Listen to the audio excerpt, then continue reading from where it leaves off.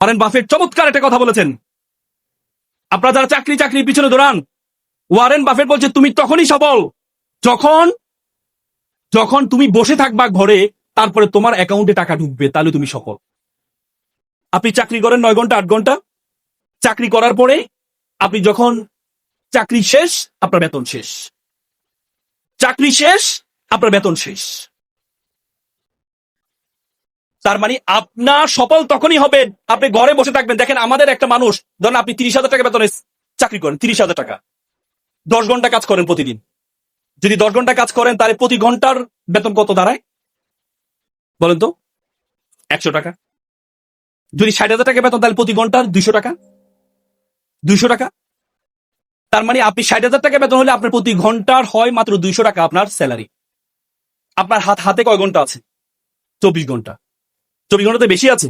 আপনার যেমন 24 ঘন্টা, ওয়ারেন বাফেটের 24 ঘন্টা, স্টিভ জবসের 24 ঘন্টা, মার্ক জুকারবার্গের 24 ঘন্টা। এই জন্য আপনাকে অন্যের 24 ঘন্টা আপনার অধীনে নিয়ে আসতে হবে। সেটা কেমন? অন্যের 24 ঘন্টা আপনার অধীনে আপনাকে নিয়ে আসতে। তার মানে কি? আপনার অধীনে 10 জন কাজ করবে, এই 10 জনের 24 ঘন্টা, 10 জনের 10 ঘন্টা করে করে আপনার অধীনে নিয়ে আসতো, তাহলে আপনি সেরা হবেন। আর আপনি যদি বলেন না আপনার যে ঘন্টা আছে সেটাই করে আপনি বড় হবেন, আপনি বড় হইতে পারবেন, আপনি বড় হইতে পারবেন। এই জন্য অন্যের ঘন্টাকে আপনার ঘন্টার সাথে যদি যুক্ত করতে পারেন, তাহলে আপনি সফল হবেন। এই জন্য ব্যবসায়ী হওয়ার জন্য আমি কয়েকটা গুণের কথা বলবো আপনাদেরকে। ব্যবসার শব্দের মধ্যে থেকে গুণগুলো আছে। প্রথম হচ্ছে, দেখেন ব্যবসা, এখানে যারা আছেন অনেকে চিন্তা করেন পৃথিবীতে যত পেশা আছে, একমাত্র পেশা, যে পেশার কথা আল্লাহ কোরআনে বলেছেন, আল্লাহ বলছে আহাল্লাল বাইয়া ওয়া হাররামার রিবা, আমি তোমার জন্য ব্যবসাকে হালাল করেছি। পৃথিবীতে কোনো পেশার কথা কোরআনে উল্লেখ নেই, শুধু ব্যবসার কথা বলা আছে। আশারে মুবাশশারা, যারা জান্নাতে সুসংবাদ পেয়েছেন, যে 10 জন, তার মধ্যে 9 জনই ব্যবসায়ী ছিলেন। আল্লাহ রাসূল নিজে ব্যবসায়ী ছিলেন, তার ওয়াইফ ব্যবসায়ী ছিলেন, তার 4 খলিফা ব্যবসায়ী ছিলেন। তার মানে আপনি ব্যবসায়ী হওয়ার জন্য এত হীনমন্যতা ভোগেন কেন? হীনমন্যতা ভোগেন কেন? আপনার সবসময় মনে করেন টাকা লাগবে, ব্যবসার টাকা ছাড়া তো ব্যবসা হয় না। না, যারা বড় বড় ব্যবসায়ী হয়েছে তাদেরকে জিজ্ঞেস করে দেখ, তারা কত টাকা দিয়ে শুরু করেছে। তারা কত টাকা দিয়ে শুরু করতে জিজ্ঞেস করে দেখেন। পৃথিবীতে সবসময় টাকা লাগে না ভাই। পাঠাও, উবার, তাদের নিজস্ব কোন গাড়ি আছে? গাড়ি আছে, একটা গাড়ির মালিক তারা, কিন্তু লক্ষ লক্ষ গাড়ি। পৃথিবীর যে দেশে যাবেন উবার এবং একটি, পৃথিবীর কোটি কোটি গাড়ি তারা ডিল করে কিসের মাধ্যমে? শুধুমাত্র একটা সফটওয়্যার কারণে। তার কি টাকা লাগছে? পাঠাও, ইলিয়াস, তারা যে এই করেছিল, তাদের নিজস্ব কোনো গাড়ি আছে? স্টুডেন্ট অবস্থায় তারা এই অ্যাপসটা তৈরি করেছে। তার মানে শুধুমাত্র thinking is a very important. আমি কিছু আগে সিঙ্গাপুর গিয়েছি। সিঙ্গাপুর যখন মালয়েশিয়া থেকে তাদেরকে বের করে দেওয়া হয়, বলা হয়েছে সিঙ্গাপুরে একটা ফিশিং ভিলেজ বলা হতো। ফিশিং ভিলেজ মানে সেটাতে মাছ ধরার একটা গ্রাম। মালয়েশিয়া তাদেরকে বের করে দিয়েছে, সেখানে নিজস্ব কোনো কিছু নেই। সিঙ্গাপুরের বলা যায়, সিঙ্গাপুরের এ থেকে যখন বিমান উপরে উঠতে উঠতে তাদের সীমানা শেষ হয়ে যায়। সেই সিঙ্গাপুর এখন পৃথিবীর একটা বিজনেস হাবে পরিণত হয়েছে। পৃথিবীর যত বড় বড় জাহাজ আছে, সব জাহাজ, যত বড় বড় বিমান আছে, সব বিমান ট্রানজিট করে সিঙ্গাপুর থেকে। যে পানিটা পর্যন্ত তারা কিনে নেয়, সে পানিটা তারা বিক্রি করে। নিজস্ব কিছু নেই। সবসময় নিজস্ব টাকা লাগবে না, ব্যবসা করার জন্য সবসময় নিজস্ব টাকা লাগবে না, কিন্তু আমাদের চিন্তাটা ছোট। ব্রিটিশরা যখন আমাদের উপমহাদেশে আসছিল, তখন আমরা 7th richest country all of the world, আমরা পৃথিবীর 7ম ধনী দেশ ছিলাম। আপনারা জানেন ঢাকা শহরে মানুষ আসে কেন? ঢাকা শহরে সুযোগ সুবিধা বেশি, এজন্য আসে। টাকা আছে এজন্য আসে। ব্রিটিশরা এখানে কেন আসছেন? কারণ এখানে টাকা আছে। এখানে টাকা আছে। ব্রিটিশরা যাওয়ার সময় আমাদের মাথার মধ্যে ঢুকিয়ে দিয়েছে যে ছেঁড়া খাতায় শুয়ে লাখ টাকা স্বপ্ন দেখিও না। ব্রিটিশরা আমাদের শিক্ষা ব্যবস্থার মধ্যে ঢুকিয়ে দিয়েছে, তোমরা অ্যাপ্লিকেশন করো কেরানি পদে চাকরির জন্য আবেদন। কেন? সিইও পদে চাকরির জন্য আবেদন শিখাইতে পারে না আমাদেরকে? এমডি পদে চাকরির জন্য আবেদন শিখাইতে পারে না আমাদেরকে? কেন আমাদের শিখতে হবে কেরানি পদে চাকরির জন্য আবেদন?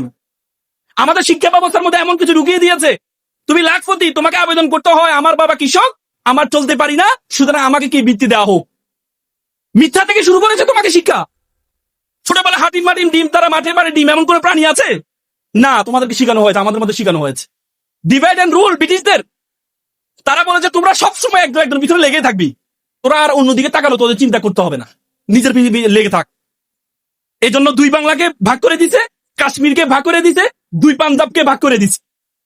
পাঞ্জাব 2 ভাষা একই, কিন্তু রাষ্ট্র হচ্ছে 2টা, একটা হচ্ছে লাহোর আর একটা হচ্ছে হরিয়ানা। কাশ্মীর একটা জম্মু কাশ্মীর আর একটা আজাদ কাশ্মীর ভাগ করে দিছে। বাংলা পশ্চিম বাংলা, পূর্ব বাংলা ভাগ করে দিছে। যে তোরা তোদের পিছনে লেগে থাক। এই জন্য আপনারা এখানে যারা আছেন, চাকরির জন্য আন্দোলন করবেন না ভাই, চাকরির জন্য আন্দোলন করবেন না। আল্লাহ তাআলা আপনাকে অনর্থক সৃষ্টি করে নাই, আল্লাহ তাআলা আপনাকে অনর্থক সৃষ্টি করে নাই। উদ্যোক্তা হওয়ার স্বপ্ন দেখেন। উদ্যোক্তা হওয়ার জন্য আমি কয়েকটা পরামর্শ করে আমার কথা শেষ করব। প্রথম, বিজনেস ম্যান হওয়ার জন্য প্রথম যে বর্ণটি আছে সেটি হচ্ছে B. B B for B positive. Positive চিন্তা করেন না। আমরা সবসময় নেগেটিভ চিন্তা করি, আমরা সবসময় নেগেটিভ চিন্তা করি। আরে আমি তো একটা সফটওয়্যার খুলবো, আমি একটা ওয়েবসাইট বানাবো, আমি একটা ফার্ম তৈরি করবো, আমার ফার্মে আমি ডিপ্লোমা করেছি। মানুষ যদি শুনে ডিপ্লোমা করছি, তাহলে কি আমার ফার্মে কি ইনভেস্ট করবে? আমরা সবসময় নেগেটিভ চিন্তা করি, বাঙালি হিসেবে আমরা নেগেটিভ। পৃথিবীতে এত খেলা থাকে, হাডুডু কেন আমাদের জাতীয় খেলা? দেখবেন হাডুডু একজন আগালে 5 জন পিছনে ধরে রাখে, আবার 5 জন দাঁড়িয়ে থাকলে একজনকে খোঁচা মারে, হা ডু ডু। তার মানে আমাদের স্বভাবের সাথে মিল আছে। আমরা পজিটিভ চিন্তা করতে পারি না, আমরা শুরু থেকেই নেগেটিভ। এই জন্য বি পজিটিভ। আমি একটা এক্সাম্পল দিই। একবার আপনারা এডিডাস ছিল জার্মানির, ফ্রান্সের, জার্মানি ইউরোপের সবচেয়ে বড় জুতা কোম্পানি। প্রথম বিশ্বযুদ্ধের পরে সবচেয়ে বিখ্যাত কোম্পানি ছিল এডিডাস। এডিডাসের মার্কেটিং অফিসারকে পাঠানো হলো, যাও তো ইউরোপ তো ভালো করছো, এবার যাও আফ্রিকা যাও, আফ্রিকা গিয়ে দেখো তো জুতার ব্যবসা করতে পারো কিনা। সে গিয়ে দেখে যে আফ্রিকার মানুষ জুতাই পরে না। সে জুতা পরে না, আমি এখানে জুতার ব্যবসা কি করবো? সে চলে আসে, এসে সিইউকে বললো, কি পাঠাইছেন, ওখানে তো জুতাই পরে না, কি ব্যবসা করবো?